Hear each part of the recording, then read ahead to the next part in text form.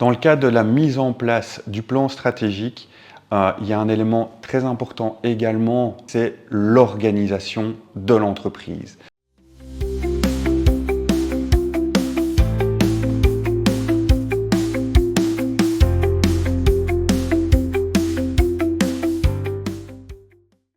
Pourquoi? Eh bien, lorsqu'il y a un acquéreur qui va être intéressé par votre entreprise, il va très fort s'attarder sur l'organisation. Est-ce qu'il y a une couche de middle management?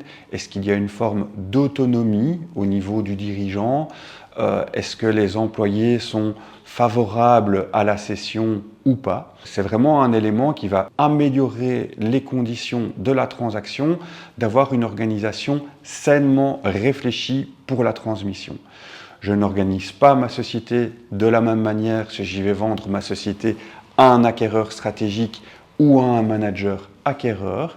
Si je connais le profil d'acquéreur auquel je vais vendre mon entreprise, et on recommande de se poser la question en tout début de processus, eh bien je vais réorganiser mon entreprise pour faciliter l'acquisition au niveau de l'organisation. Ça veut dire quoi? Ça veut dire être transparent avec les personnes clés de mon management et leur indiquer que je souhaite céder mon entreprise, que dans ce cadre-là, il faut peut-être réorganiser l'entreprise avec un type de management différent. Le dirigeant va progressivement faire un pas de côté, mettre beaucoup plus son entreprise en autonomie. On peut aussi envisager des bonus pour le management dans le cadre de la transaction. J'ai besoin de l'aide de certaines personnes clés pour faciliter la transaction. Je vais leur proposer une prime par rapport au succès potentiel de cette transaction.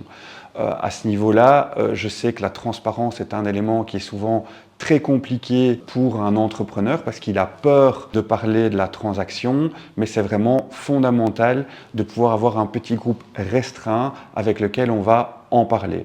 Au niveau de mon organisation, si je vends à un manager, le fait que l'entreprise ne soit pas très autonome de son actionnaire va être moins grave que si je vends à un groupe étranger qui a besoin d'une société autonome. Si une partie de mes employés sont actionnaires de l'entreprise, ça va être moins un problème pour céder l'entreprise à un acquéreur manager qu'à un acquéreur stratégique qui généralement ne veut pas avoir d'associés dans sa filiale belge, par exemple. Donc, de nouveau, en fonction de l'acquéreur qu'on va viser, la structuration des bonus du personnel, de leur forme de rémunération, qu'ils soient actionnaires ou pas, qu'ils soient structurés en société de management ou qu'ils soient salariés, eh bien tout ça va avoir des impacts et va faciliter ou rendre plus difficile la transaction future.